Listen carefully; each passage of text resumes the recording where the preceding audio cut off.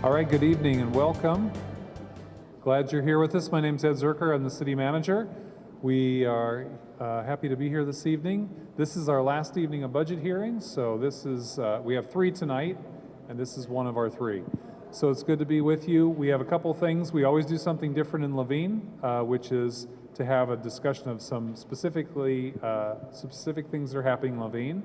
We're going to start with a video presentation about our trial budget, and then we will turn it over to the council members who will discuss some specific things happening here in the community from the city's perspective, and then we'll hear from you. If you'd like to speak, we'd ask you to fill out a card. We have 16 of them so far, so if you haven't had a chance to do that, please see somebody in the back. The budget is described in this as well as it will be in the video, and there's more detail at phoenix.gov/budget. I also want to thank all of our city employees who are here to listen to our residents. So if there's specific questions, we'll have city employees who can talk with you more. Before we go any further, I'll introduce our interpreter, Isabel, and have her just say one thing here. Buenas tardes. Si alguna persona no habla inglés y necesita interpretación al español, avísenme y yo con muchísimo gusto los atiendo. Thank you. With that, we're pleased to be here in the hearing hosted by our 2 council members of the area, Councilman Nowakowski, Councilman Gallego. So I will turn the mic over to the councilwoman. Wonderful. Thank you so much to Ed Zerker for his leadership and joining us here tonight. I am Phoenix City Councilwoman Kate Gallego. I represent part of Levine along with Councilman Michael Nowakowski. We really both enjoy representing Levine, and we try to do something different in the Levine budget meeting.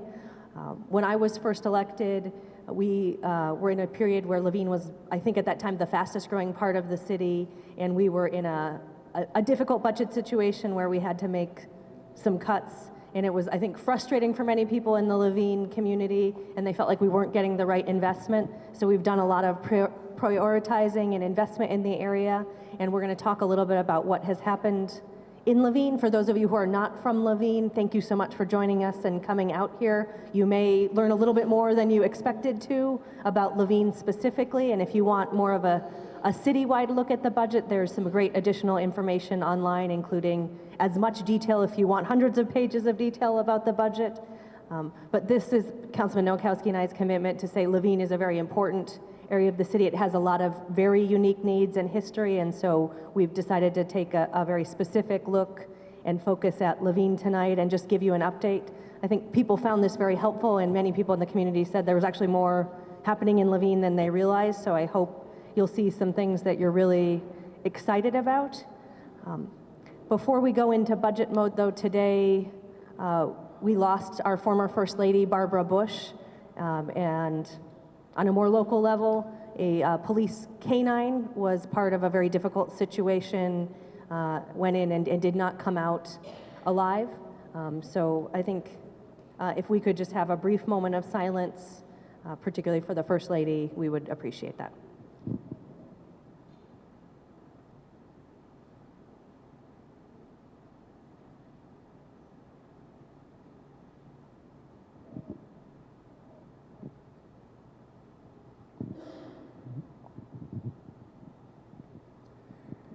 Thank you. And thank you, council member. You know, Levine's very blessed by having 2 council members that actually live right here. Kate and myself, we live right around this area. I live right on the other side of Cesar Chavez Park, and Kate lives on the other end of Cesar Chavez Park. So this is our home, and this is special.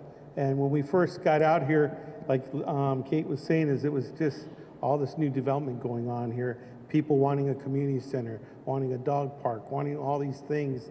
And basically, it's kind of hard when we have a budget that we have to follow. So what we're going to be talking about today is basically what the needs are of our community. And we need to hear those needs, but at the same time, we need to understand those wants also. But what we really want to address is that the needs of our community and how we, as a city of Phoenix, can use your tax dollars to spend it wisely and to take care of those needs. And then if there's some wants that are out there that we can actually cover, If we have some money left over, that's a big if, then we can take care of that. But I know that individuals from Laveen are outspoken, and they let us know exactly what you all need out here. So we'll start the video.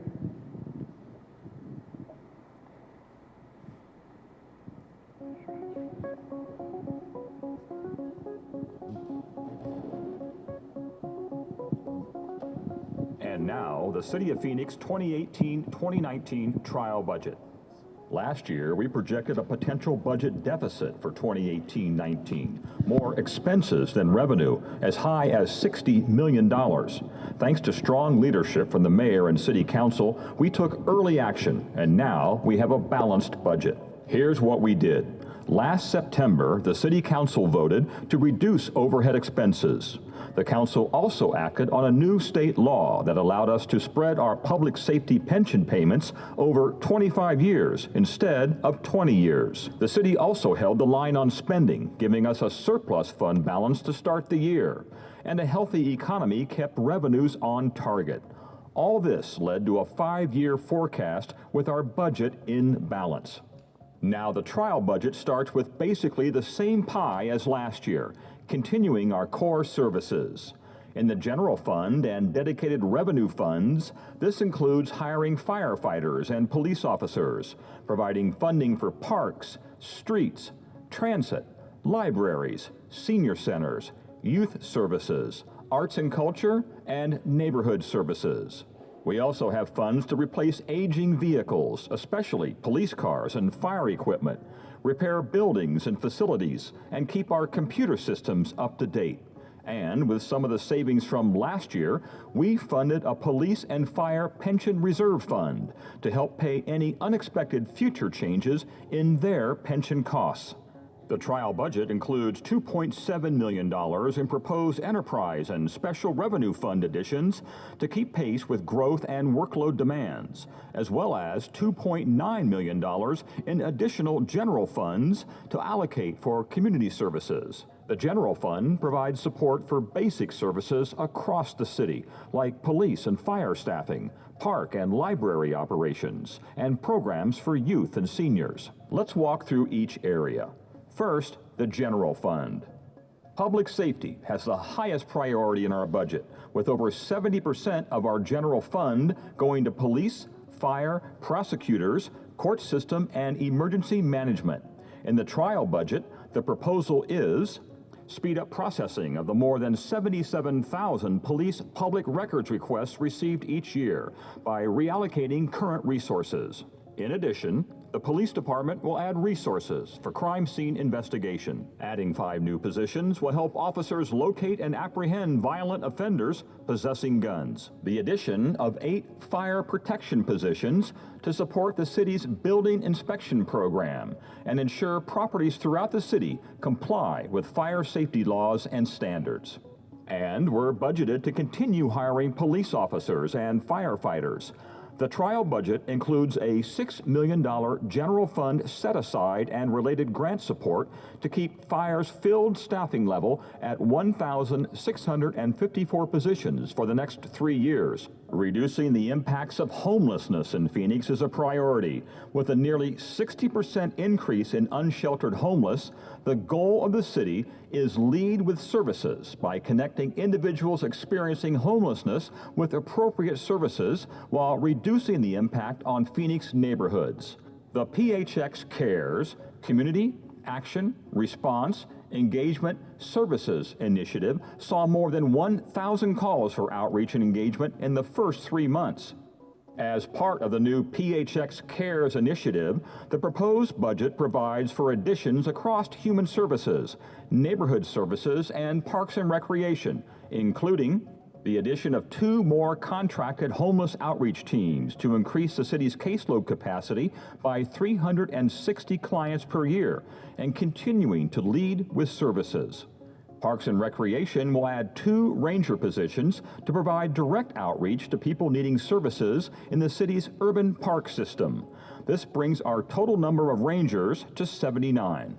adding 2 positions to coordinate client service referrals, improve response times, and ensure coordination of efforts by all city departments to address code violations that arise from encampments. Phoenix continues its investment in neighborhood livability in this year's proposed budget with these proposed additions. Add 5 enforcement staff in the Neighborhood Services Department for a new sober living home licensing program. The purpose of this program is to enhance the health, safety, and welfare of residents of structured sober living homes and the surrounding community by establishing standards and regulations for the homes and their operators. As part of program administration, the City Clerk Department also will add 2 licensing positions to process and oversee applications funded through licensing fees. Increasing shade and replacing trees citywide with $450,000 to plant 750 trees annually and provide water and maintenance for them to thrive. This is also part of the city's Tree and Shade Master Plan. Additionally, the Office of Arts and Culture is proposed to receive an additional $30,000 in funds to increase grant funding for Phoenix arts and culture organizations to pre-recession levels. There is also funding for a project manager tasked with developing a Latino cultural center in the city of Phoenix. And for our libraries, continuing to restore hours for the community. This proposal makes Sunday hours permanent at 4 libraries: Yucca, Century, Harmon, and Ocotillo. Lastly, the budget provides for funding to support outreach for the 2020 census to make sure all residents participate and get counted, and the staff needed to oversee the city's involvement with the census count. Now for the non-general fund piece of the pie. Remember, this funding comes from dedicated fees and charges to customers, like development fees from companies that must pay for construction-related services provided by the city. The Planning and Development Department will use this revenue to add 18 positions, handling everything from plan review and site inspections to mapping, long-term planning, and more frontline staff for customer service assistance. Additionally, the Street Transportation Department will use special revenue funds to add 30 positions at a cost of $859,000 to improve our streets and support the paving maintenance and traffic improvements, as well as traffic signal electricians, Transportation 2050 related bicycle and pedestrian infrastructure development and maintenance, and employees to oversee the city's pavement plan, street sweeping, and proper implementation of Americans with Disabilities Act required projects. Altogether, these pieces of the pie do more than describe the work our city departments will do in the coming year. They tell the story of Phoenix's continued growth to be the 5th largest city in the country, with a diverse and thriving economy and a community that's in demand as a great place to live, work, and play. Thanks for taking the time to learn about the 2018-19 City of Phoenix trial budget. And please don't forget, this year's budget hasn't been adopted just yet. Your input is important, and the City of Phoenix wants to hear from you on what the upcoming budget should look like. Make sure you pick up a budget pamphlet outlining all the proposals and options at any of the public meetings or online at phoenix.gov/budget. You can also send your comments or questions to budget.research@phoenix.gov, or to reach us by phone, call 602-262-4800. You can also comment on social media by using #PhoenixBudget. Thank you for participating in this important process.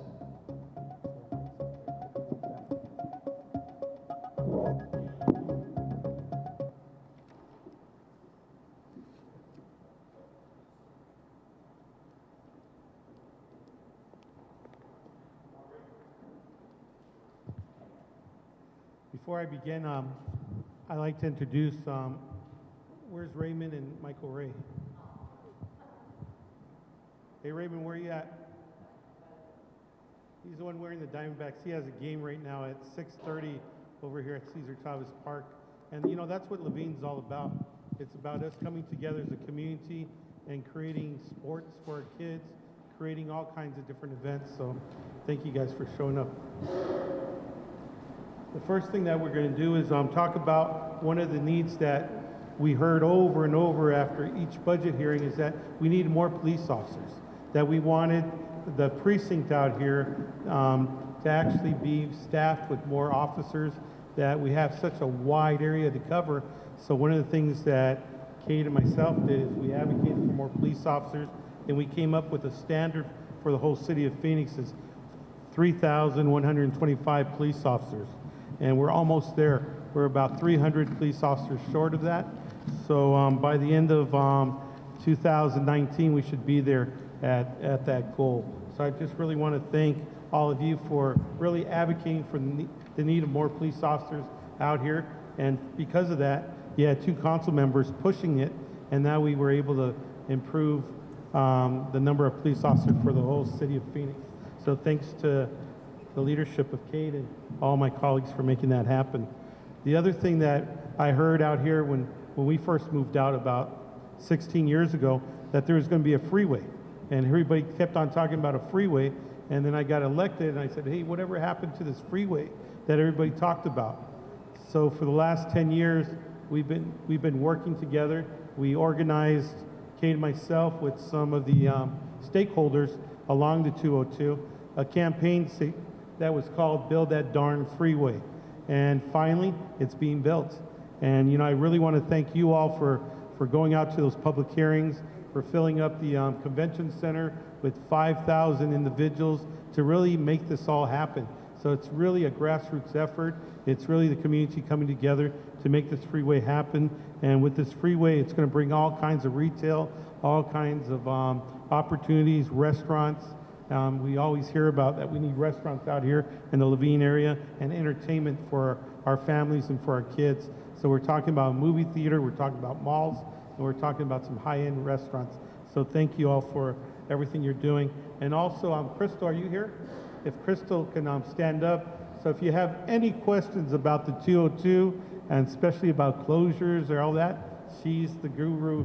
She knows when things are happening, and she's assigned to this area to really reach out to the community and help us out. So if there's any Block Watch community organization, neighborhood associations that want to know more about the 202 and what's going on and the deadlines and all that, don't hesitate to talk to Crystal. The other thing that happened out here was the Rio Salado, the Broadway road expansion.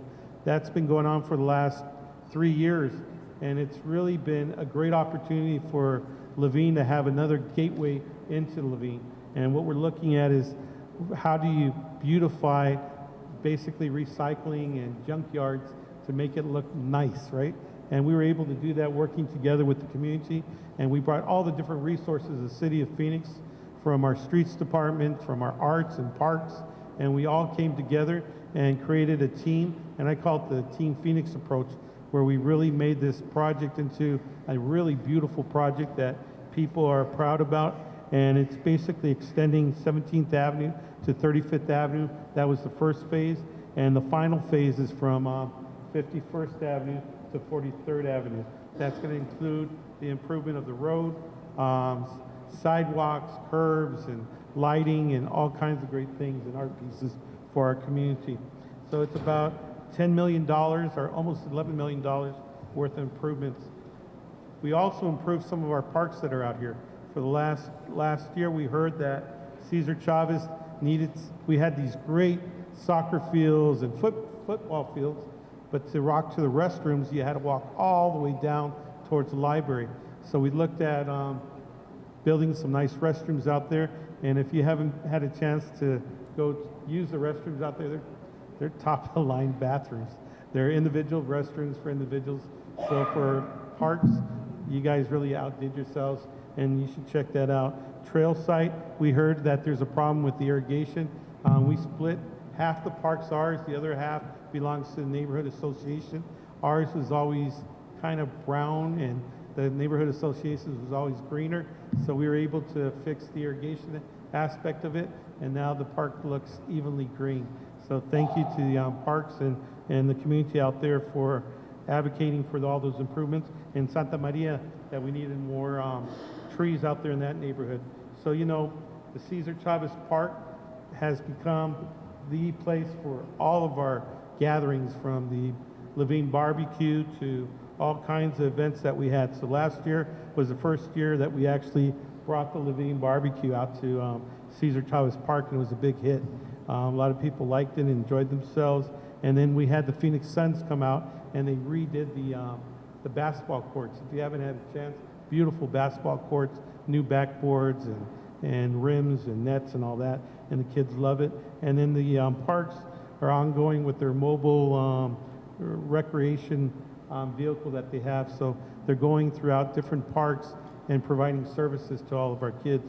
So all this was possible because of these types of meetings, coming together and listening to the needs of the community.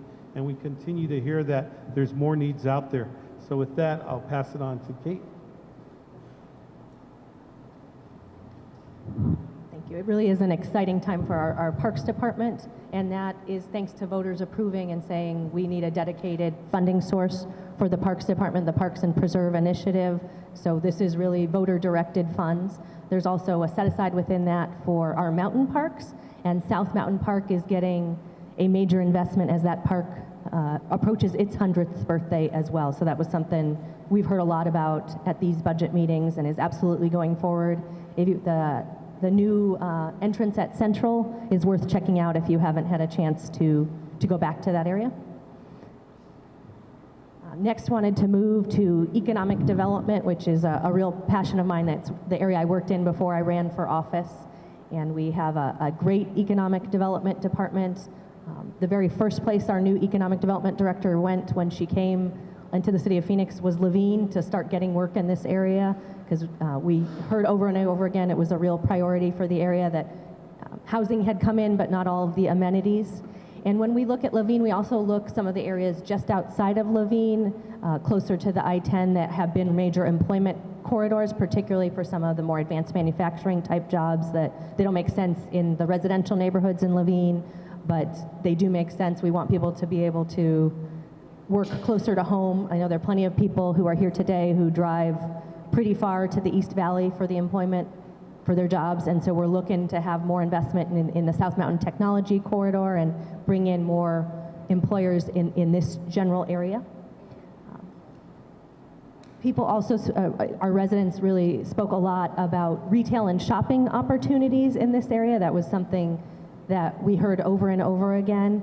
We got everything from big picture items to very specific requests. And in partnership with the Levine Association of HOAs and other groups, we just completed a survey about what people in Levine want to see in this community. We had over 900 responses, which is very impressive for city surveys. So people are really engaged and making this a priority. Thank you to those who filled it out. We appreciate your feedback. Last 2 years ago, we heard a lot about this and vacancies in shopping malls, and the city, in really response to some concerns for the baseline corridor, added a new person working in retail to try to fill up vacancies. It's been quite successful in the Levine area. We have a 4.1% vacancy, which is half of what it is in the overall Phoenix area. So Levine is hot. I think people who live here probably already knew that. We got some very specific requests for what type of amenities people wanted. One that we heard often was on the grocery store side. People wanted a Sprouts type grocery store, and that is absolutely coming to the development at 59th Avenue and Baseline. I'm told they're submitting their construction documents next month, so forward motion in that particular area. We also heard a lot about like a sewing or soft goods type store, and they are expecting to have one there, as well as several sit-down restaurants and a family entertainment opportunity. So good news in that particular area as well as in the general surrounding area. We heard a lot about landscaping and tree maintenance, and so this lists some of the 50 new trees in this general area. When we get input on streets in this area, it's also important to remember this is a unique area in that some of it is City of Phoenix streets, but there's also Maricopa County areas that are not incorporated in the city of Phoenix, so Maricopa County and your County Board of Supervisors are your key elected officials in that area. And if we get suggestions for improvement here, we will try to forward that to Maricopa County if it's not part of the city of Phoenix, but there are pockets along streets like Southern, often the ones that don't have some of the sidewalks and other improvements that are part of Maricopa County. And so we don't control that with our budget, but we try to work closely with Maricopa County so that you don't have to worry as much about where the boundaries end. And then we talked about some new traffic signals in the area and street improvements. The one on Baseline and 59th Avenue, we prioritize so that that shopping mall can go in as quickly as possible and we can get some of the shopping opportunities that you have all been telling us to prioritize. So further list of some of the major street improvements in in the area, several neighborhood repaving projects. When I was first elected, we were repaving streets every 67 years, and you all provided feedback that that wasn't good enough, and so now we're touching them every 10 years. And some of the folks living in the 19th Avenue corridor have actually complained they would like us to do fewer streets projects. So maybe that's a sign of some improvement, but a lot of repaving in the area, and thank you for your flexibility with construction.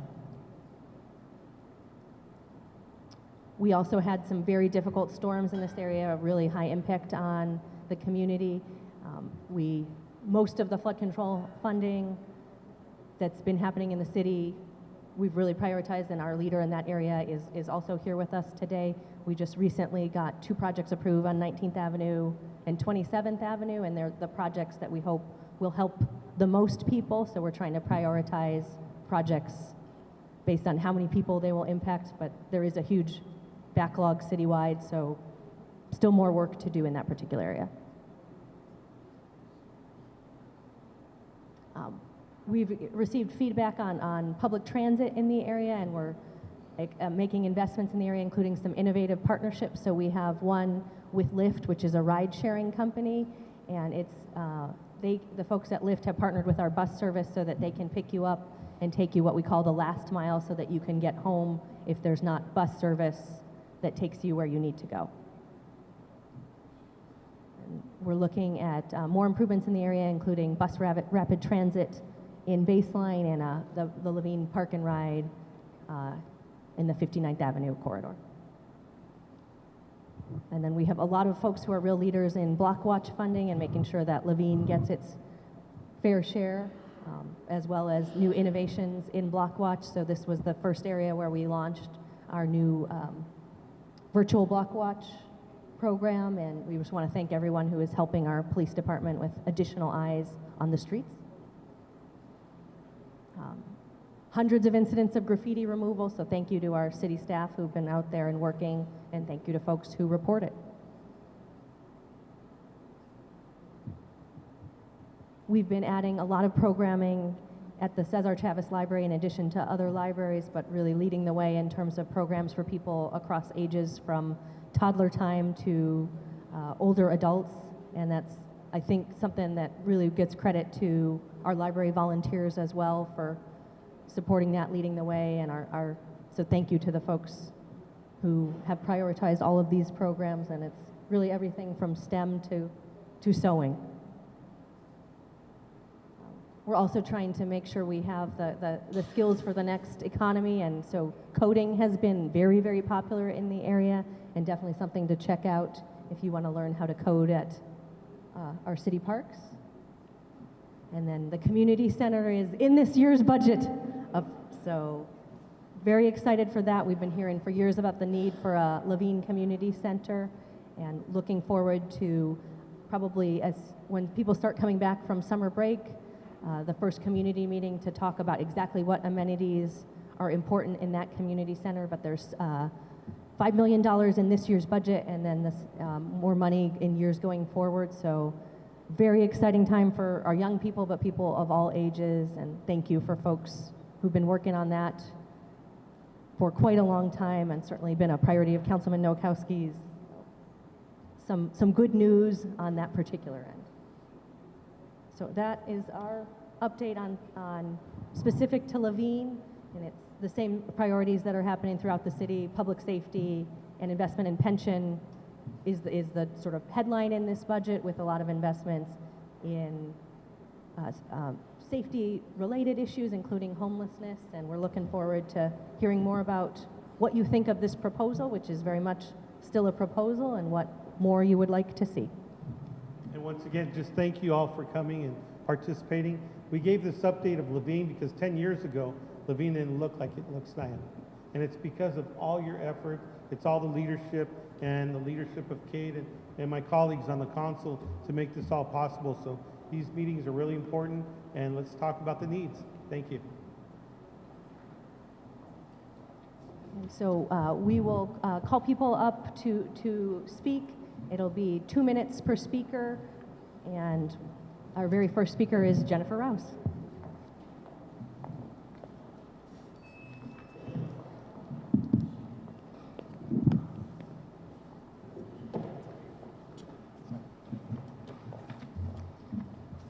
Thank you, Councilwoman Gallego, Councilman Nowakowski, Mr. Zerker, for being here.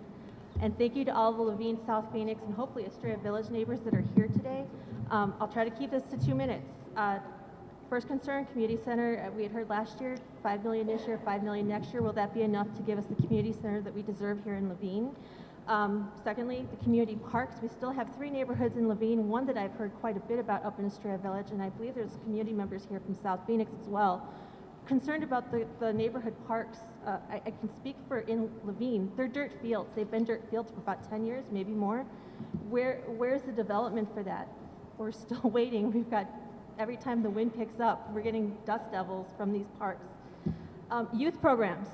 I'm wearing a Wake Up Club t-shirt. I'm going to try to keep this really brief. I have a couple of brochures explaining what the Wake Up Club does for our students, or would do for our students. Oh, sorry. We had 9 applications come within the city of Phoenix for neighborhood block watch grant funding for these Wake Up Clubs. These 9 new Wake Up Club grant applications, from what I've been told, have been denied funding. 3 of these clubs are in Levine. 2 of them, I believe, are in South Phoenix. These clubs, I've heard from students myself, this changes their lives. It gives them positive interaction with our police officers, builds up their confidence, teaches them about community service and how to work as a team. At this 20th anniversary celebration, I got to hear more about what this funding does, what my Block Watch's co-signing a Wake Up Club up in Estrella Village did for these students, or did for other students in a similar club. And my eyes were open. These children are in grades 6 through 8. I was not aware, my childhood was different, I was not aware of what these children see and how this affected them. And I heard kids say that they wanted to go on to be police explorers, which is now the cadet program. I've heard kids say they wanted to be police officers because a police officer entered their life and believed in them. I've heard grown people, when I've worn his t-shirt, tell me just how much that meant to them, how much that club meant to them. There was a Wake Up Club here in Levine once upon a time when we had a middle school. It was at Vista del Sur. And I heard from a graduate of that school who told me just how much it meant to him. And now for us to lose that chance at funding, possibly, I've heard it still may go before City Council. It will become, I think it's coming before the Veterans and Public Safety Subcommittee as well. I wish I had more time. I really want to talk about that more because I think more people need to be aware of what we possibly have lost within our community.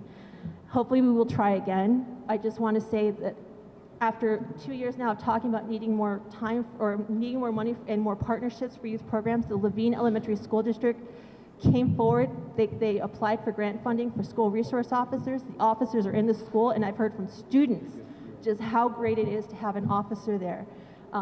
Their perceptions have changed. So they've helped out. They've met us they've met us most of the way on that. They applied for the grant funding, and now we've been told that we're not going to get that money. So I would like to say to look at other ways to fund that, perhaps by not making us bite our nails every year to make sure that that Wake Up Club program is funded. Other thing I wanted to say, thank you to the police officers. I did see flyers back there for the Star Spangled Celebration. It's one day of the year that I know that we all come together to say thank you to police officers, firefighters, and our veterans. I just wish there was more support for the city. Okay, sorry, more support for their benefits.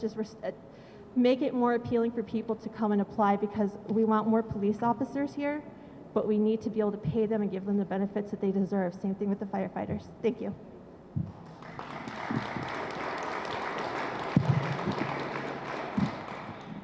Thank you. Our next speaker is Linda Cannon.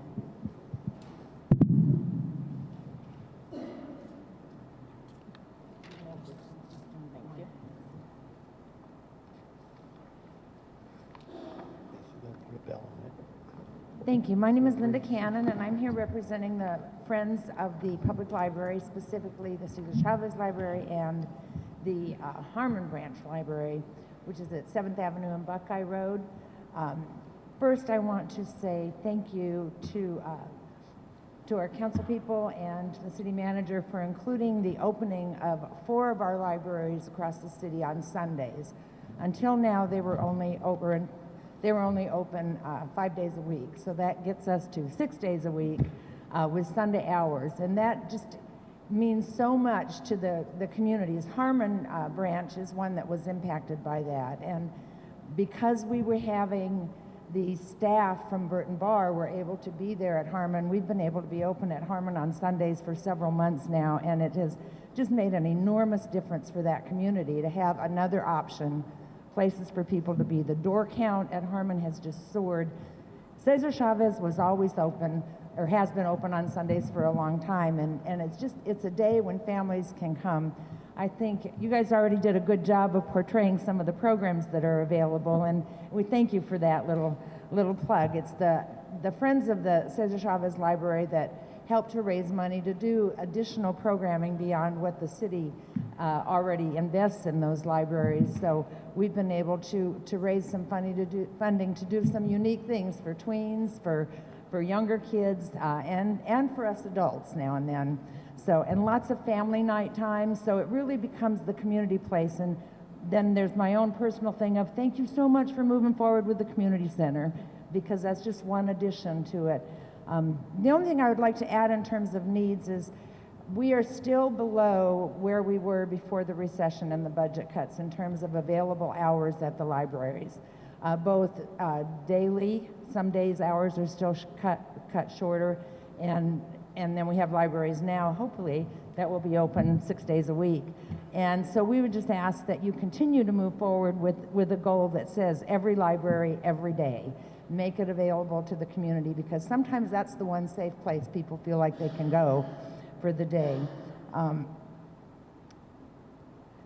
Just a quick shout out to the staff of both those libraries. I don't know if, I know you all attend events at the libraries, so we're happy to see that happen, but whoever does the hiring has done an amazing job of getting creative, innovative staff, and we have a new librarian, not new to the system, but new to us at Harmon, and he has just gone overboard in developing community partnerships.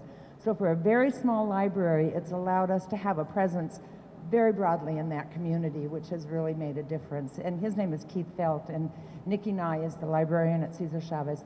Great staff, so whoever is in charge of hiring those staff, good job. That's it. Personally, now I'm not the Friends of the Library, I'm me. I live in the Levine community. I am just really appreciative of all the work you guys have done in the things that you went through. When I come to these budget hearings, and I don't always know what has gone on in the past year, so great job, and we're so excited about the community center. Thank you.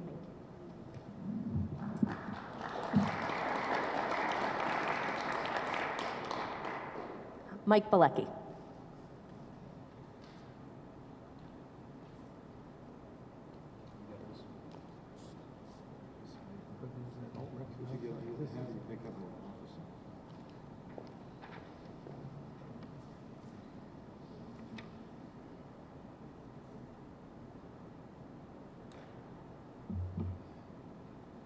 Council persons Gallegos, Okowski, Mr. Zerker. We're very lucky to have this Zerker guy.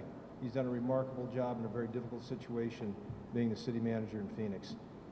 Even if he doesn't do everything we want, this guy's trying to figure it out all the time.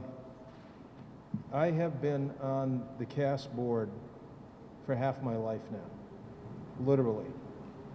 I started on as a firefighter dealing with a jillion calls when the problem was worse than it is today, believe it or not.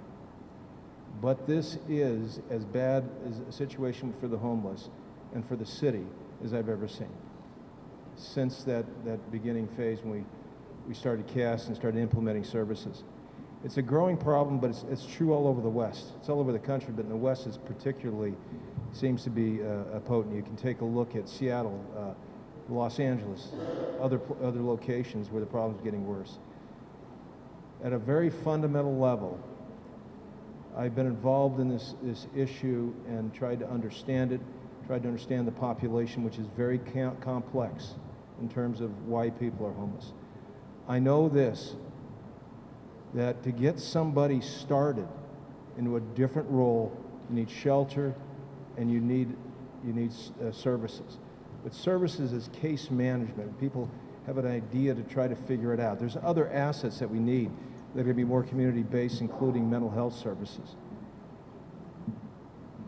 But we can show now the kinds of incremental success rates you get from a case managed situation rather than just putting somebody into a place initially. We are fans of rapid rehousing. We do it. We just got a $200,000 grant from to do more rapid rehousing, but that's not going to have the capacity to deal with the current problem.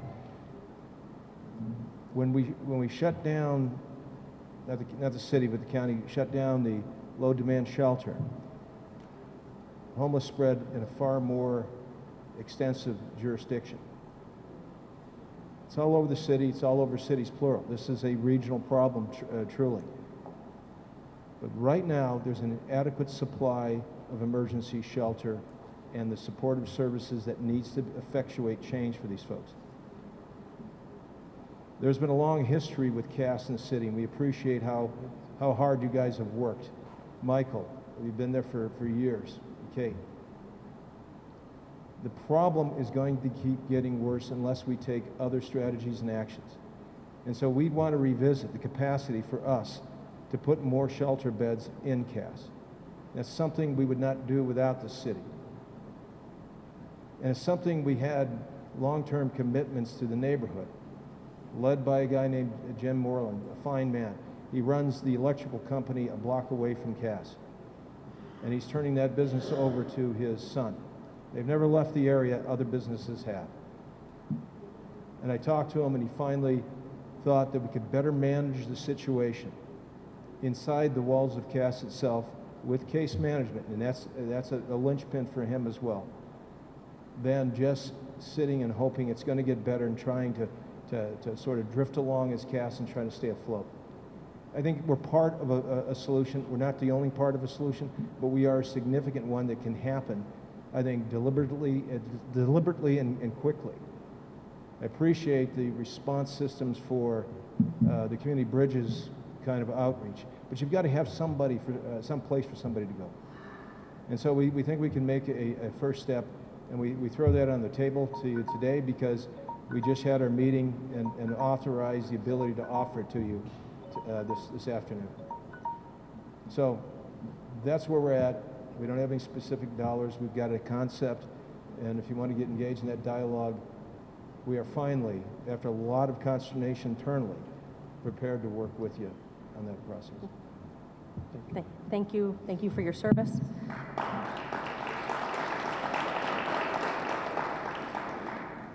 Moses Sanchez filled out a card not wishing to speak, but advocating for more investments in public safety, particularly more police officers and infrastructure. He'd like to see us fix our streets. Next up is Steve Wagner.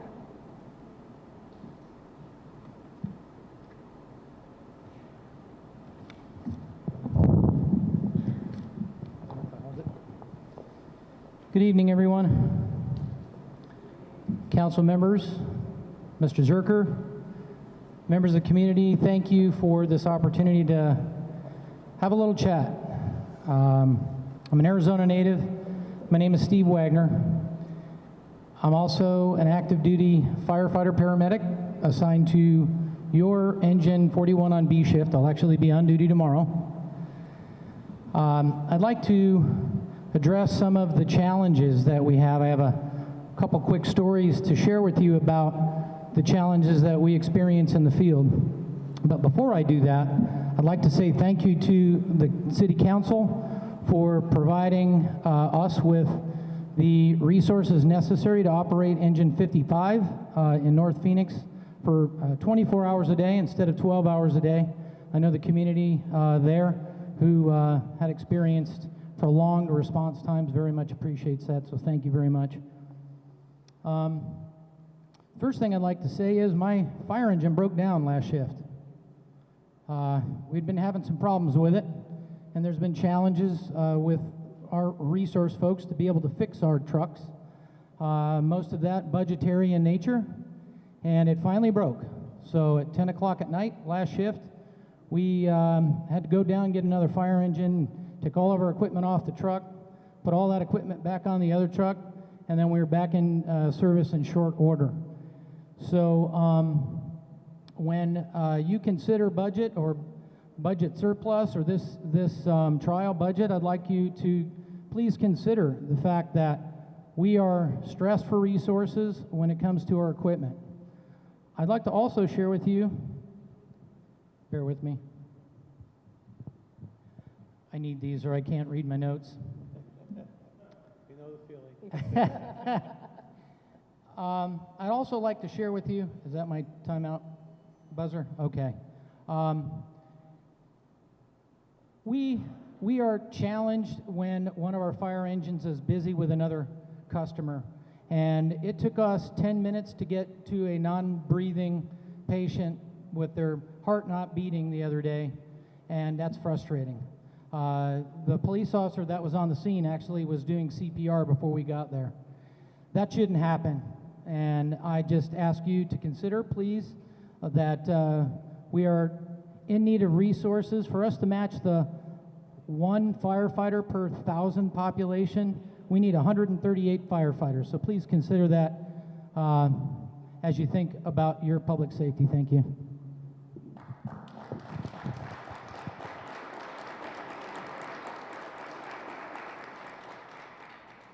Thank you. Thank you for your service. Wendy Ensminger.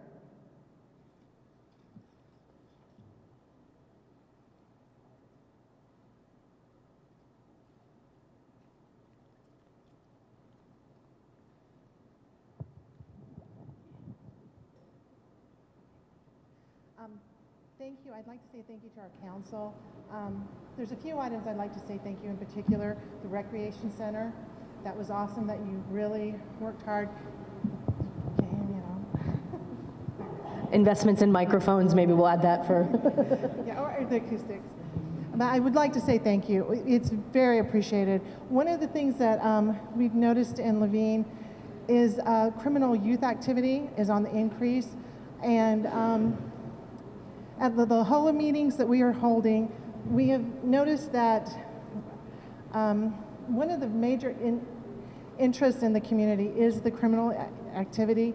And we've been working with Maricopa County Juvenile System, and we're working toward creating a Juvenile Justice Committee so that you're aware of that.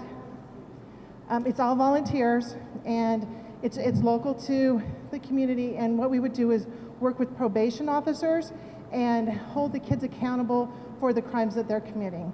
I'm very disappointed to hear about the Wake Up Club not being funded. That was one of the things we were trying to do, is with this Juvenile Justice Committee, catching the kids that are actually committing the crimes now, holding them accountable, but then also working on our future youth to help them go down a different path. And so that's kind of disappointing that that's not going to be funded. I also want to say, you kind of covered the police shortage.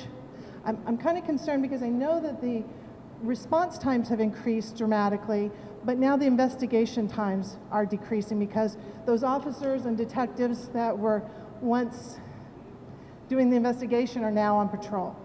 So it's going to catch up pretty soon with us. So we need to look at the staffing, also the fire staffing, parks and recreation. We have 4 parks, 3 in dire need of being developed.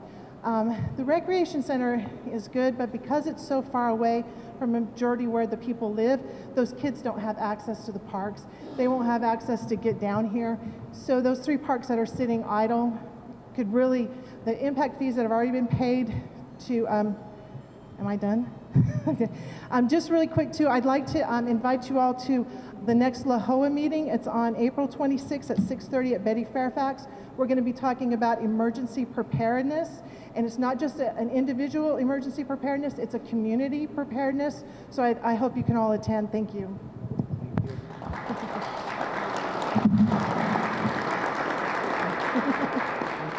Thank you. Thank you for your service. Jerry Clore.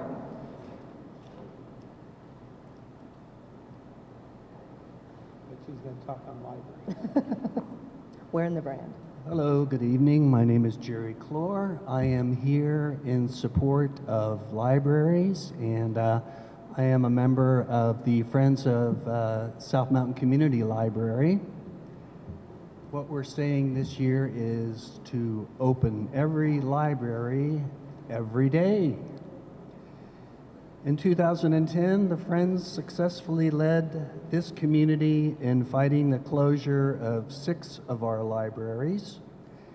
In 2012, the Friends won restoration of evening hours for the 8 busiest libraries in our system. There are 17 library locations, and we are saying open every library every day. Barbara Bush was right. Libraries are important. Reading is important.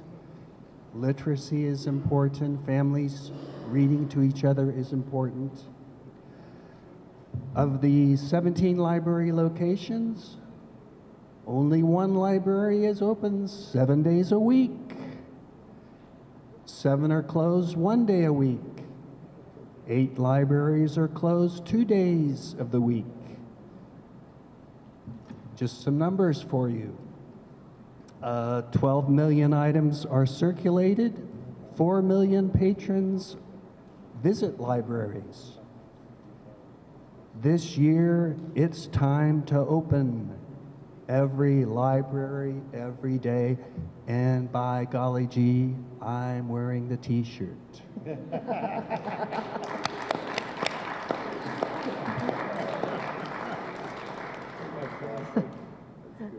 Thank you. Very on message. Thank you for your service. Father Tom Doyle.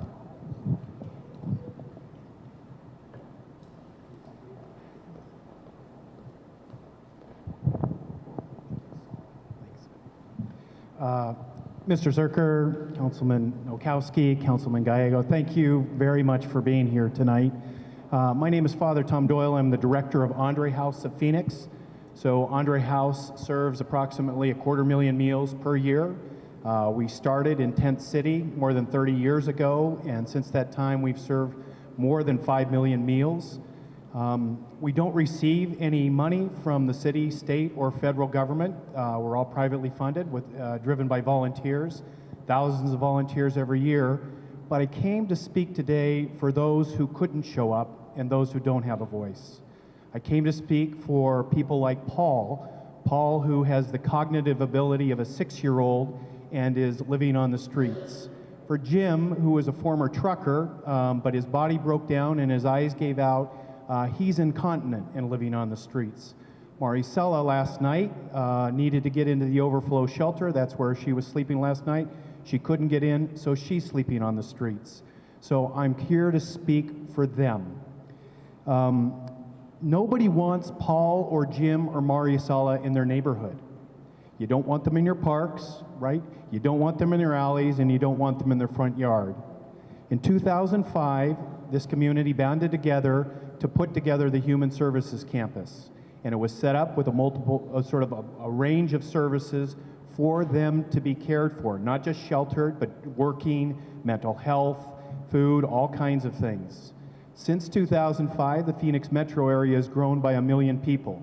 It still has the same number of beds that it did when it opened in 2005. I would support what Mr. Bolesky said, in that there does need to be an increase of available beds, right? Not just the beds that are in CAS, but there is currently no barrier shelter in Phoenix. That means if you have a shopping cart, if you have a pet, or you have a serious mental problem, there is no shelter available for people. The lowest barrier shelter is about to be closed down. 50 people were removed last night, and it's going to be ramped down, and there is no replacement. Nobody wants these people in their neighborhood.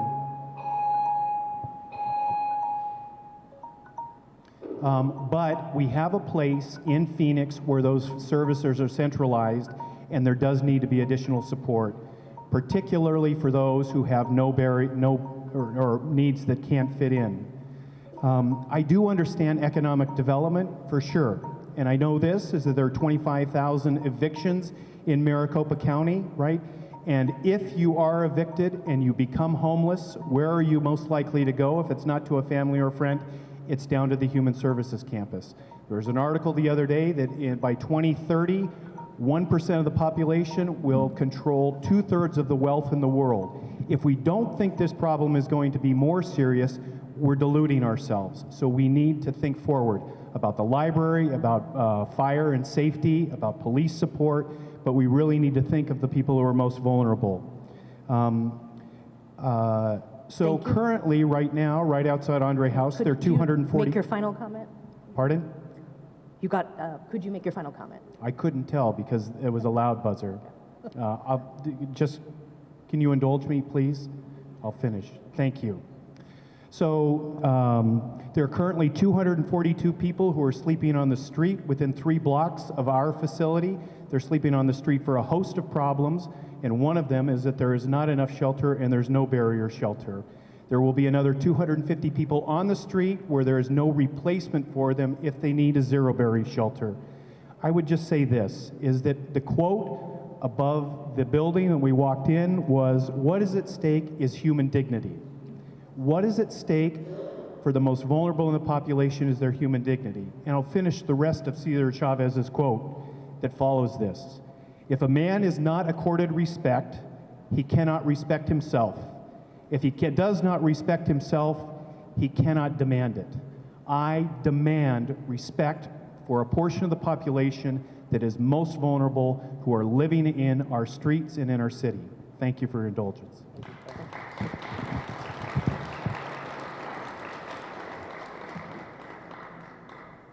Thank you. The next card is from Shannon Richmond, who did not wish to speak, but echoed the importance of Phoenix Police and Fire Services and the need to grow Block Watch funding. Ginny M. Sumner is next.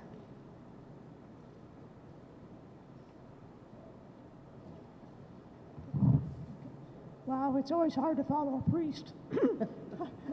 But I do, excuse me one second.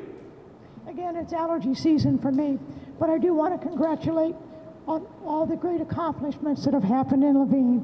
Laveen has much to be proud of. This is the first opportunity that I've had to speak with both of the council folks due to some eye surgery that I had. So my comments are generally about the budget, about the general budget. First of all, I'd like to see the money spent on grinding down and resurfacing our streets rather than sealing the cracks that was showed in the video. I think Baseline is a good example of what happens. You just get lumpy streets. Okay? I believe we need to address the issue of additional police officers because calls for service are not being met and neither are the cases investigated. We also need to recognize that homeless by choice has become a lifestyle. We will not end this trend until it is more uncomfortable to sleep and more uncomfortable to sleep on the streets than off. And unfortunately, a criminal element has come into our homeless population. I've been misquoted previously, so I'd like to make it very clear tonight.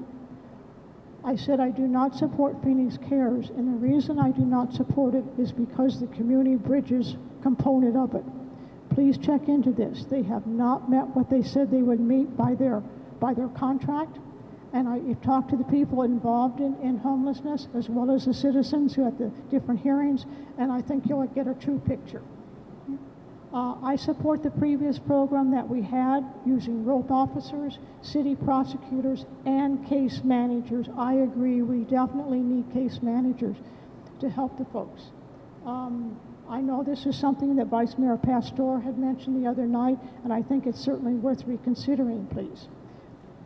The homeless by choice, the homeless who by no fault of their own, or and want help, or because of substance abuse, should receive our help. They need our help, and I agree, Father, we should be helping them.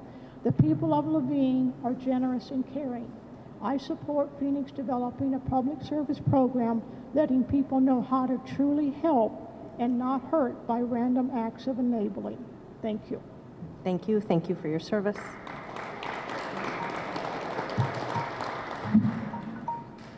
Ramon Gonzalez.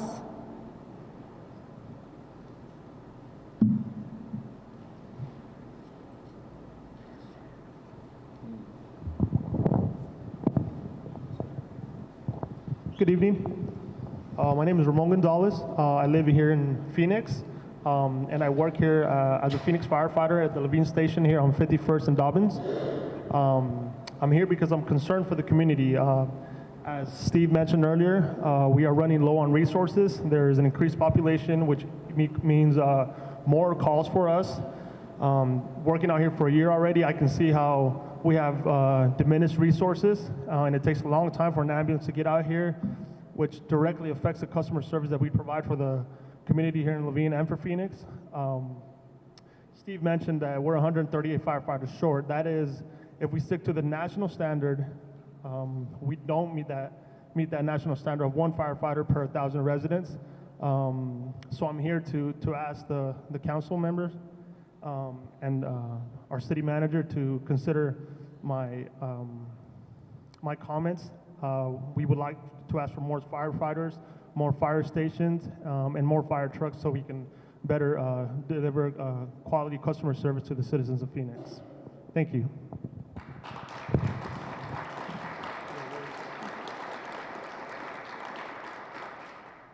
Thank you, and thank you for your service. Vance Pierce is next.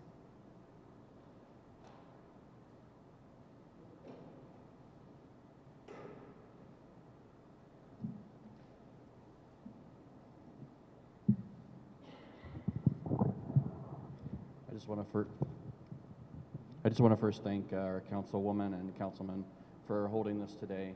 I just wanted to briefly mention that it's great that we're spending all this money on these special services like community centers and things that really enrich the community. But at the same time, we also need to take care of the basic things like streets. In our community, which is just west of Cesar Chavez, our streets are over 10 years old, and we have cracks in them that are huge. And we can't even get the city to come in and just fill the cracks. We're not asking them to repave the whole streets. We can't even get them filled. These cracks cause deterioration to the underlayment, which cause more costly maintenance down the road.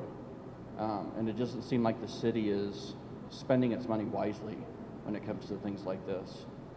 If it's a matter of the city's taking on too many community streets because the developers, maybe they need to stop accepting the streets dedication from the developers and make the developers keep them private so that the people within the community can keep them maintained in a reasonable amount of time.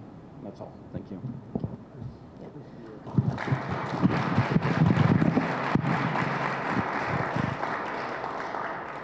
Thank you so much for your testimony. Chris, could you wave?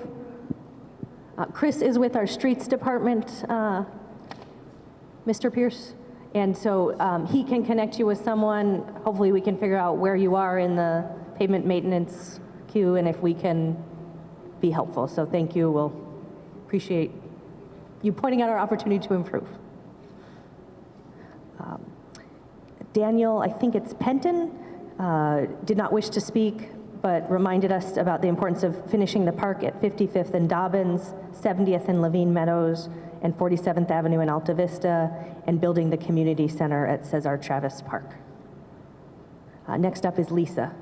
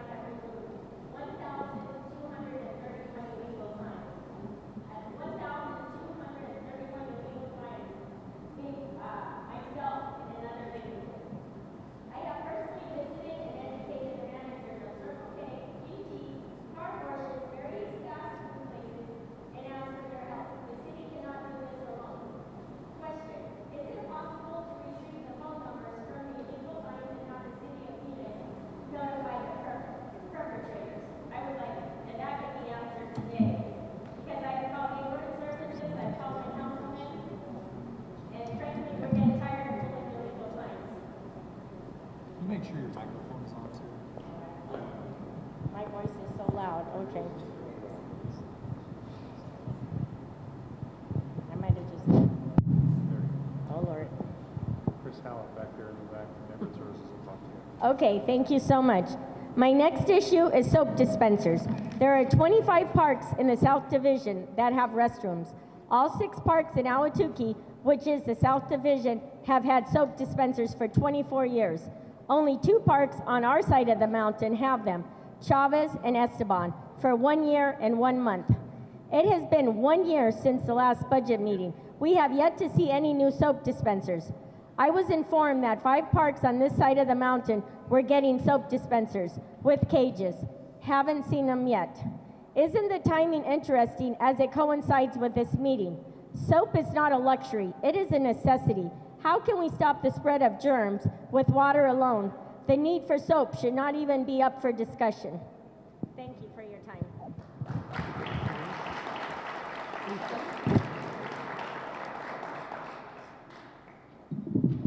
Wonderful. Thank you. Thank you so much for your testimony. And our leader of the Neighborhood Services Department is here as well, and hopefully can help. This is one where I learned at last year's meeting that I've been saying Tony's name wrong for the entire time I know him, so I apologize. But I don't even think I'm going to try this year. I just apologize. Tony, please come up. He's like a celebrity. It was really embarrassing because I feel like I've been saying it wrong for years, so. Good evening, my name is Tony Barostegui. I'm a block watch captain, I'm on the board for Vista del Sur Elementary, just south over here. Cub Master for Pack 244 with 35 Cub Scouts, Levine Community Council Director, and a Levine soccer coach, 6 and 7-year-olds. And I also manage one of the larger Facebook pages for Levine and Block Watch. Thank you. Basically, my goal here is how to keep Levine awesome, because you guys are doing a fantastic job. Councilman Nowakowski, Councilwoman Gallego, thank you very much for what you've done for Levine. Keep it going, please. Most important for me is police. Right now, I see that you guys are recruiting. We need boots on the ground. So one of my recommendations is, why don't you take some of your funds and boost recruitment? I know you're hiring, but hire harder. We need boots on the ground, please. Second, Cesar Chavez Park. It looks great. I love it. But don't walk away from it. The cows got tagged. Everybody knows what the cows means. The cows got tagged. The restrooms, you know, kids are going to mess with it because, well, they don't have a community center, so they're going to mess with everything that's there right now. One of the things I'm asking for right now is please keep an eye on the park. Make it look nice. One of the things we're dealing with right now is truancy out there. A lot of the kids from certain high schools are just kind of hanging out there. Please keep an eye on them. That's pretty much it. I do have a specific request. I coach soccer just south of Cesar Chavez High School. There's no grass, it's dirt. Could you guys turn the water on? I would love some grass over there, it'd be great, thanks. All right, in closing, keep up the good work. I heard about the community center. Make it happen, please. We need it. Thank you very much.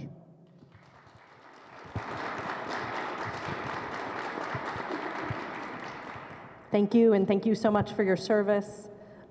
Really appreciate all you are doing for Levine. Mary Ann G. did not wish to speak, but she wanted us to have an open forum so questions can be asked, and we can try to get people answered their questions as much as possible. This is a very knowledgeable group, though, and you can stump us, so we won't always know every answer, but we are happy to try, although we have also heard from folks that we as elected officials need to spend more time listening and less time talking, so hopefully we can find as good a balance as possible. Yvette Madden is next.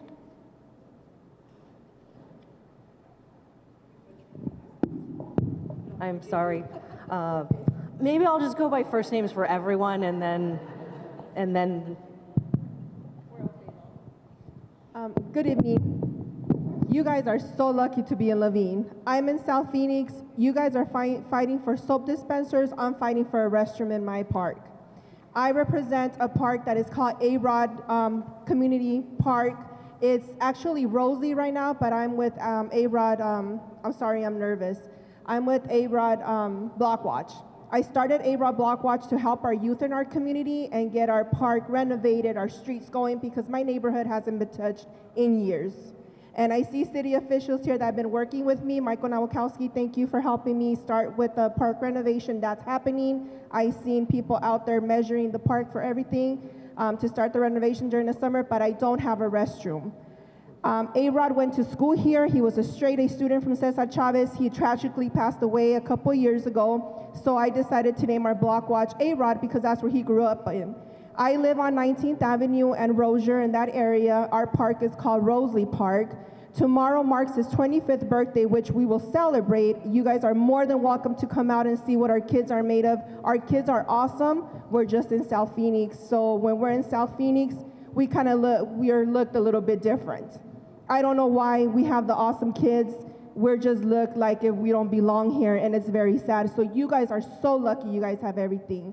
I'm fighting for speed bumps in my neighborhood, for our restrooms especially. Our kids play basketball in our park right now. Our park is gonna be renovated beautifully. We're gonna have exercise machines. We're gonna be exercising as moms. We already have children. We're gonna be drinking water. That means we're gonna need the restrooms too. So what are we supposed to do? So I'm just asking City Council, please, please, Michael, you know I'm advocating. I've been advocating for a year, I think. And that's all I ask. We need those restrooms for our kids. Tomorrow when our kids are there playing basketball in remembrance of A-Rod, City got us the porta potties, but I really need the restrooms for our kids. Our kids are awesome. They're our future. South Phoenix kids are awesome, so we just need something for them to guide them and have the restrooms for us. I know it sounds dumb, but we really need the restrooms. Please help us. I don't want our kids to be registered as sex offenders just because they're trying to have a good time, and they would have to be urinating outside and a police officer sees them, which they would just be doing their job, but we don't want these kids to be registered as sex offenders just for being out there with family and friends having a good time. So thank you very much.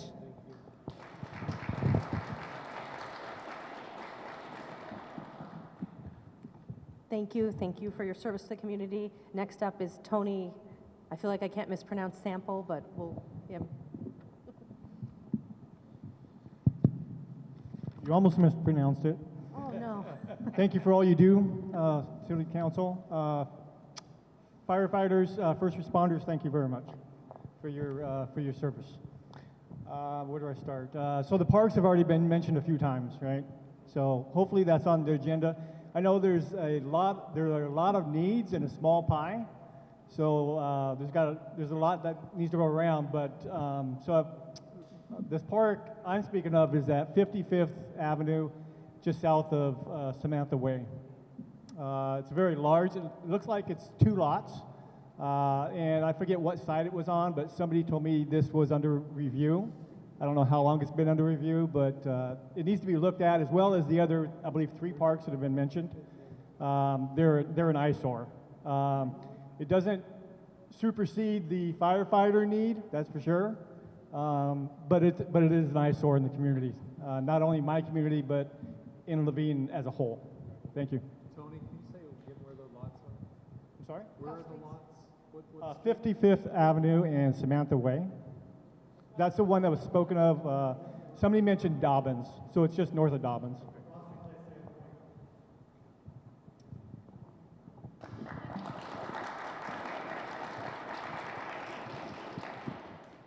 Thank you. Antonio.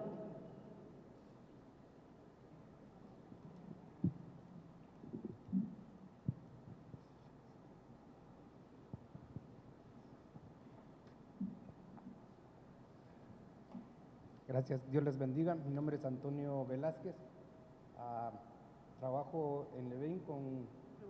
Thank you. God bless you. My name is Antonio Velasquez. I work in Levine Trabajo con 3,000 jóvenes que viven en esta zona. with 3,000 youths who live in this area. Tenemos el programa de prevención de droga y pandilla.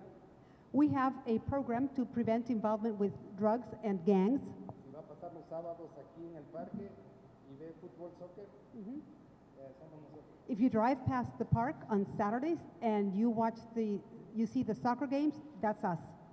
Quiero agradecer a los concejales por el parque, por el baño que se hizo.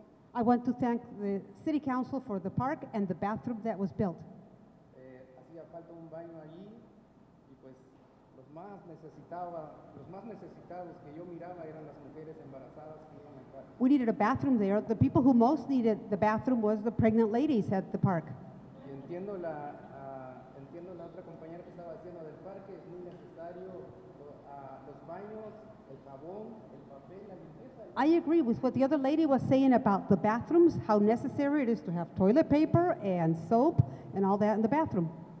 Sé que tenemos un buen equipo en la ciudad y se van a fijar en esas necesidades. I know we have a good team at the city and they will be minding these needs.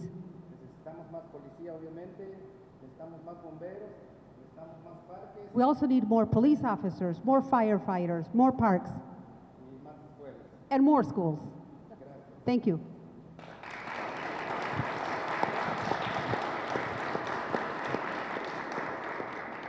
Gracias, Gilbert.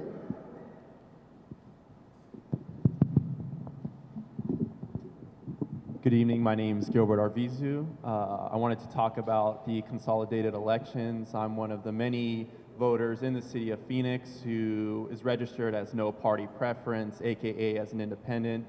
And if you look in the handout that was given, when the city of Phoenix is in control of the elections, 100% of independents receive their ballot, whereas if we were to consolidate our elections, only 15 to 18% of independents receive their ballots. So that is concerning to me, and the intentions are good about consolidating the elections. We're trying to reduce costs while increasing voter turnout, but there are these unintended consequences, as I said. Another unintended consequence is many foreign adversaries have been interfering with our elections, most recently in the UK, prior to that Montenegro, and prior to that our 2016 elections. And the way it's structured right now is the city of Phoenix is the backup to the county elections, and the city of Phoenix and the county's backup is the city of Phoenix. So if we were to consolidate our elections, I'm not too sure who our backup would be if foreign adversaries were to be involved in our county elections, and we are the fastest growing county in the United States, so we would certainly be a prime target for that interference. So I just wanted to bring that all to your attention, and I hope these issues can be addressed.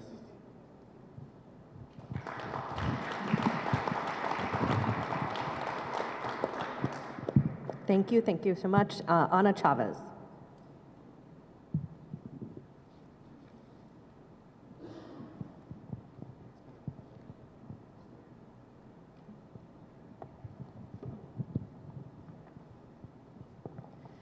Hello, thank you for having me, Councilwoman, Councilman, and City Manager.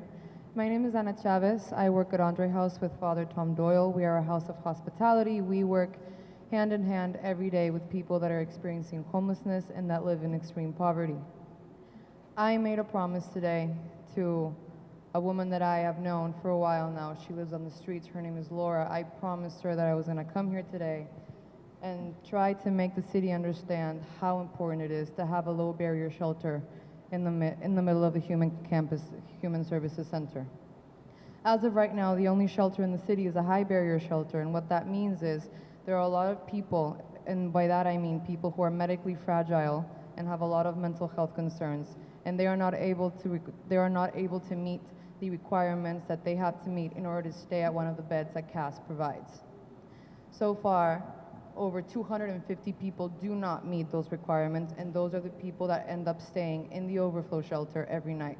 That overflow shelter is closing, and they have displaced over 50 people already. A lot of them are handicapped. They are not all drug addicts. They are not all thieves and people who just choose to be homeless, as a lot of people that I've heard at all the city meetings that we've gone to say. That is not true. Laura told me today that she woke up and the policemen were tearing down all their tents because the city had told them that they wanted the people out of the district. But they were pushing them into an area where there is no other alternative, and that is unacceptable. She recorded people telling her that she doesn't have any rights because she's homeless. And that is not right. And I think we need to demand and expect more of our city people. because we need a low barrier shelter in able to meet the needs of those who they can't clean themselves. They are covered in urine, they are covered in feces because they cannot take care of themselves. And there's also no bathroom access on that part of the city. There is no bathroom access there for 12 hours. They are living right next to their own urine, and that is a completely disrespectful situation to live in. And there is no dignity there. And I find that entirely ironic considering the place where I'm speaking up tonight. So I implore the city council to please do something about the state of living these people are and really respond to what they need, because they need shelter. They are not going anywhere. You need to help them, not get rid of them.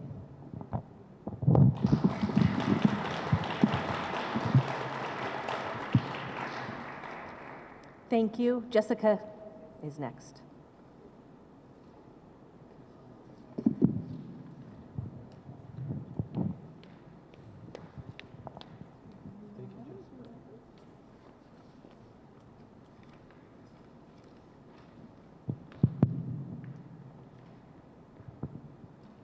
Thank you, Councilwoman, Councilman, and City Manager.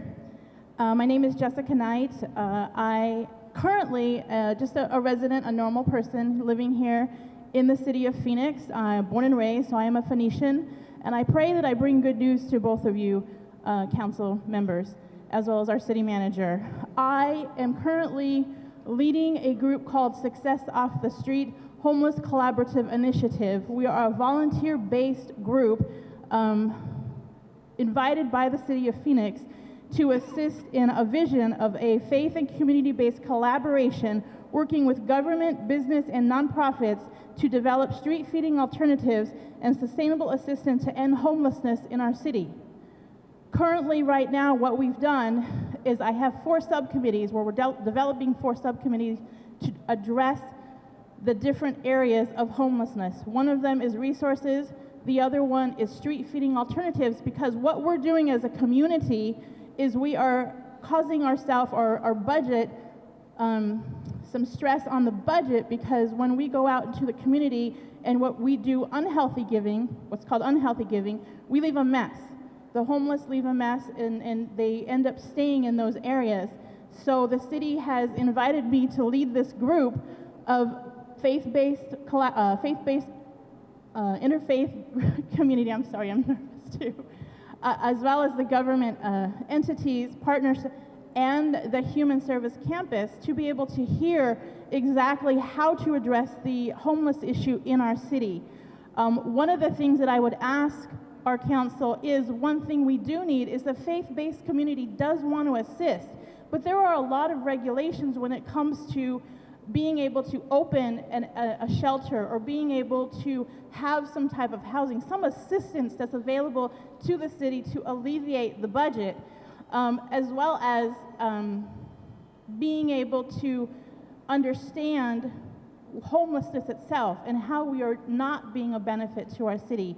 So my goal, at least for the next year that I'm in this position, is to be able to share with the faith-based community, corporations as well, because big businesses are just as guilty, and our government agencies, to be able to turn that around so we can become an asset to our city regarding the homeless issue in our city.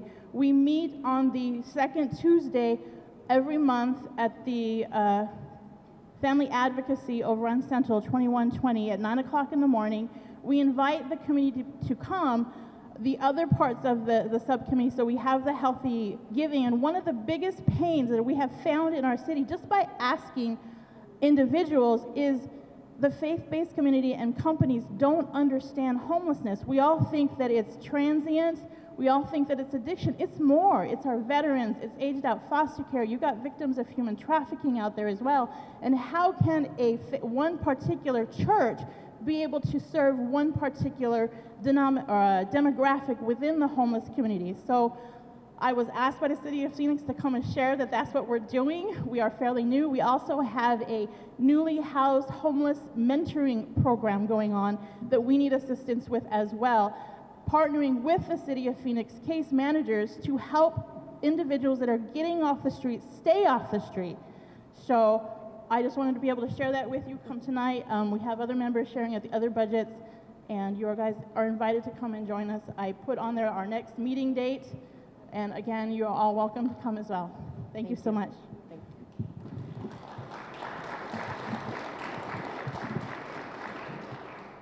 Next up is Elsa.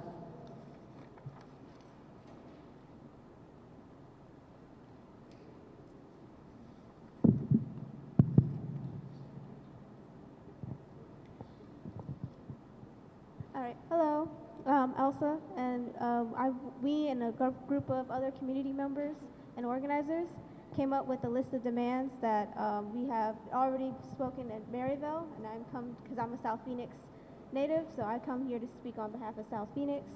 And here's our list of demands collected up. I'm just going to read them all. We say that the City of Phoenix should reallocate police funding to community funding. As of right now, community funding is about $1 per person. We're like about 2 million people, and $2 million are being put into community funding. So we want to reallocate that money to neighborhood specialists for direct community programs.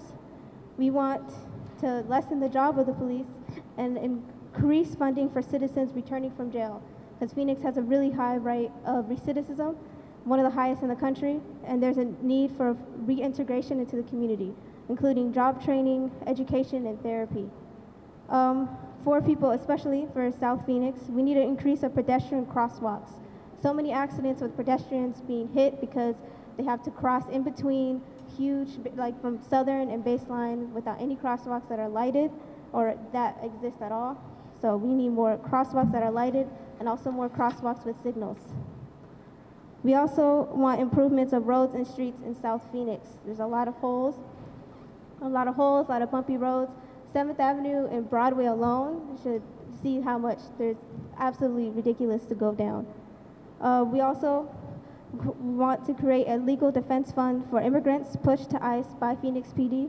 We also want a compensation fund for the communities impacted by the police violence for counseling, trauma support, and therapy. And I'm end it right there. Thank you.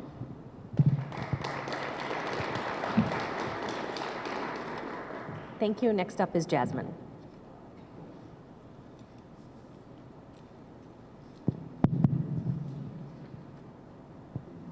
Hi, my name is Jasmine, and I am going to echo some of Elsa's demands. We represent a collection of Phoenix area community organizers. So like Elsa said, we are requesting that police funding be reallocated into community funding. Investing in the community decreases crime, and the Phoenix PD has one of the highest rates of police killing civilians in the country. There have been 24 officer-involved shootings in the Valley so far. That's compared to 39 in all of last year. So I also want to talk about the prison population and the high recidivism rate. Phoenix has the 5th highest rate in the country. So we are requesting that there's increased funding for programming for people released from jail, like job training, education, and therapy. Thank you. Thank you.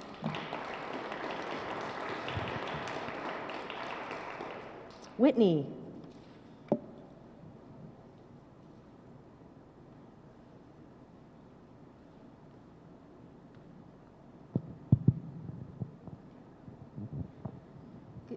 Good evening, council members and members of the community. My name is Whitney Walker, and I'm the policy coordinator with the Arizona Coalition to End Sexual and Domestic Violence. And I'm here today to advocate that the City of Phoenix increase funds in human services to help lift and support communities. With over $550 million of the city's budget being put into the police and with less than $50 million in human services, it is clear that the city is more interested in investing in surveillance and control over support and investing in response over prevention. Without adequate support of victims, a response from law enforcement does not help communities recover from violence or prevent it from occurring or happening again. Repeatedly, survivors tell us here at the Coalition that they want more support for themselves, for their children, and for the person perpetrating the violence and the abuse, rather than for police intervention. Furthermore, with a focus on funding for law enforcement over support for communities of color and low-income communities are more impacted and face greater levels of surveillance and community control. Instead, we should be putting, like I said, these supports and this money into building up these communities with programs to help the youth so they won't be out committing crime, job training and support, housing for domestic violence and sexual violence victims, and community service and safety initiatives. Additionally, greater police involvement leads to more families experiencing intimidation from ICE, detention, and possible deportation. We know that fear of ICE, detention, and deportation results in victims of sexual and domestic violence less likely to speak or to seek help with the systems here intended to protect them, to advocate for them, and to help them get to a sustainable and safety environment. The Arizona Coalition to End Sexual and Domestic Violence stand in solidarity with our communities of color in demanding that the city resources be added to support these individuals and their families. Lastly, I would like to say, to make this point, we want funds to be dedicated to support the creation of a rape crisis center here in the city of Phoenix. Arizona is one of the only few states in the nation without a fully funded rape crisis center, which is an embarrassment for our state. Furthermore, while we do have the Phoenix Family Advocacy Center, it's a model and it's a great program. For some victims, it does not support the needs for all sexual violence victims. Phoenix is the 5th largest country in the United States, and we do not have a rape crisis center here in the city of Phoenix, with one of the largest universities in the United States housed directly downtown, where thousands of faculty, students, and people commute every day. It is disgraceful that the city does not have a full-service rape crisis center that helps support the victims that we serve here in this great city. In closing, the Arizona Coalition to End Sexual and Domestic Violence supports reallocating these funds from the police to support our communities, particularly communities of color and low-income communities, as well as supporting victims of sexual and domestic violence. Thank you.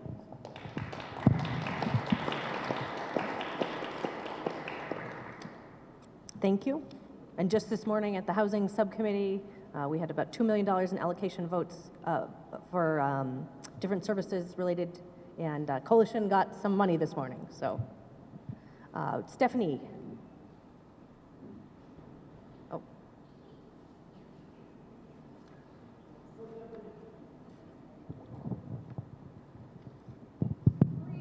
So I was going to go outside and warm up, but so there are a couple things. Something really unique to Laveen is our horse properties.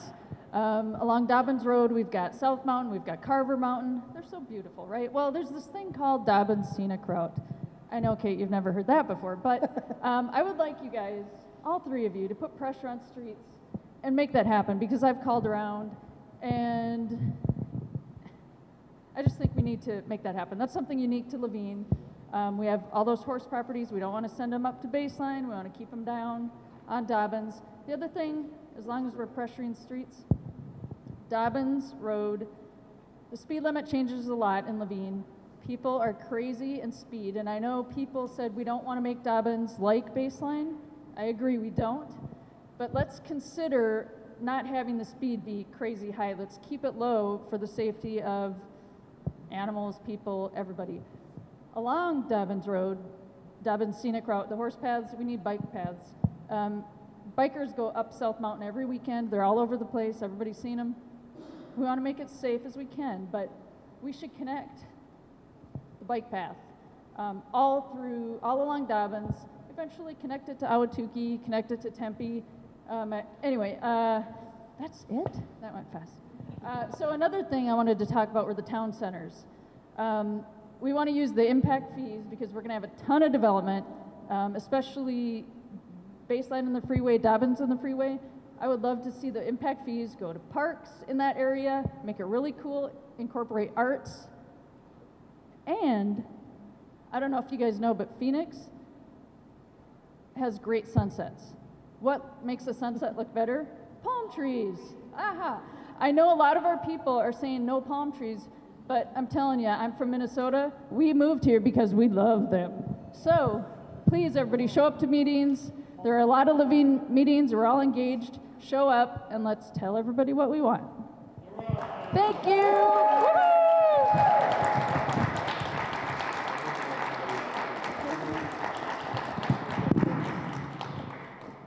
Well, on that note, maybe we should call it a meeting. That is our final card. If anyone else would like to submit a card, you are welcome to do so. But Councilman Nowakowski and I just want to thank and our city manager, our city employees who spent time here tonight with no extra compensation. Want to thank you for caring about our city and believing that it's worth putting time in to try to make it better and fight for a better Phoenix. We're grateful that you're willing to give up your time because we know you have a lot to do. And there's so many people who serve our community in so many ways, the volunteers who lead it, as well as people who professionally give their time to make Phoenix a better city. So we don't say thank you often enough, and I want to make sure we do that today. This is a sort of a special Levine budget meeting for me because I suspect it may be my last as a council person, although I hope to be here in other capacities, and just want to thank you for being my partners and trying to make all of Phoenix better, but really trying to make investments in this great area that we call home. So thank you. Well, thank you, Kate, and hope that you're here in another capacity. You know, one of the concerns I heard out there was the Wake Up Club, and that's something that we're going to look into because it's something very important to have, and that's something that I didn't hear about, so I'll make sure to look into that, and Kate and myself will advocate to make sure that there's some funding there for that. The other thing that we heard is every library, every day, and we're really shooting for that, especially for our young people out here. They really don't have a place to gather and just to hang out, and our libraries have become more than just a library. It's become a community center where they have work and they have computers there that young people are using, workforce development going on in there, and all kinds of activities. So it's not just a library, it's really a community center. And then one of the things that we heard over and over again is our problem that we're having right now with the homeless. But I just want to make sure that everybody knows that we as the city of Phoenix, compared to other cities in the state, we're putting in about $4 million worth of resources and monies into the homeless situation. And one of the other things that we have is about 275 vouchers for homeless individuals. So we need to do better, yes, but at the same time, we need to come together as a region and really push other cities to take their fair share also. Because I don't think it's just a burden for District 7 and District 8, because that's where we basically have most of the homeless shelters and homes and facilities, that we need to make sure that we spread that wealth throughout the whole region, not just within the city of Phoenix, but we're talking about our fellow neighbors to the west, the east, the north, and the south. So it has to be a regional solution. And I hear what Father's saying. I agree with you 100%, and we'll try to do our best that we can do. But at the same time, we need to start to come together as a community and look at that regional approach. The other thing is we're going to continue to advocate for more police officers and firefighters and make sure that we have those youth programs out there. So once again, thank you for coming out and voicing your needs and your wants for the Levine area. God bless you all, and thanks.